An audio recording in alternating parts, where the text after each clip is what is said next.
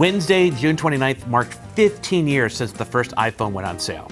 When Steve Jobs introduced it, he hyped the iPhone as three revolutionary products: an iPod, a phone, and an internet communicator. The first iPhone came in one size, and the only decision you had to make was whether to get one with 4 gigabytes of storage or 8.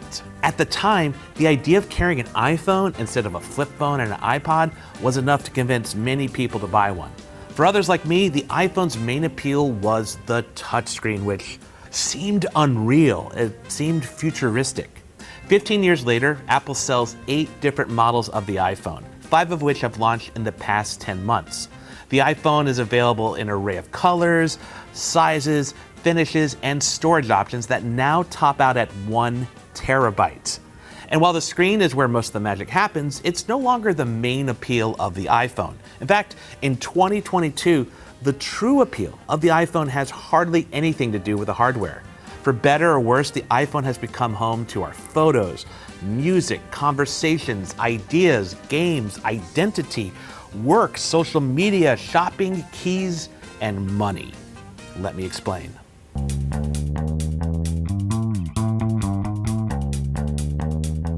Over the past decade and a half, what defines the iPhone has shifted away from just design and hardware specs. Instead, the iPhone and iOS have become a gateway into Apple's services and features like iMessage, iCloud, FaceTime, Siri, Apple Music, Apple Pay, top-of-the-line cameras, and the App Store, which has apps like Uber, TikTok, Twitter, and WhatsApp.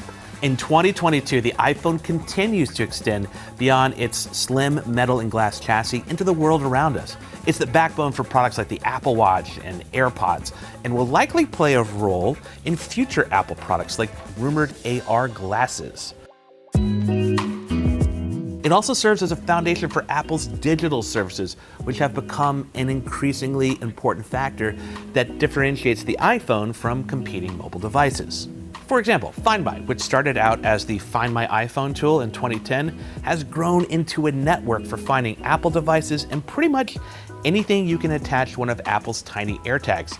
Just weeks ago, at WWDC, Apple's annual software developers conference, the company announced iOS 16, which expands services like Apple Pay and the Wallet app even more. Now, keep in mind, you need an iPhone to access or use most of these services, but for years, the iPhone's premium price made it inaccessible to many, and that's still true of Apple's top-of-the-line iPhone Pro models today. The recently upgraded iPhone SE gives Apple the opportunity to expand the iPhone's reach further. It's the purest example of what defines an iPhone in 2022, because it showcases how iOS and Apple Silicon become the foundation for everything you do on your iPhone. And at $429, it's currently the most affordable way to get people into Apple's experiences. Now, obviously, not every model in Apple's iPhone lineup is equal.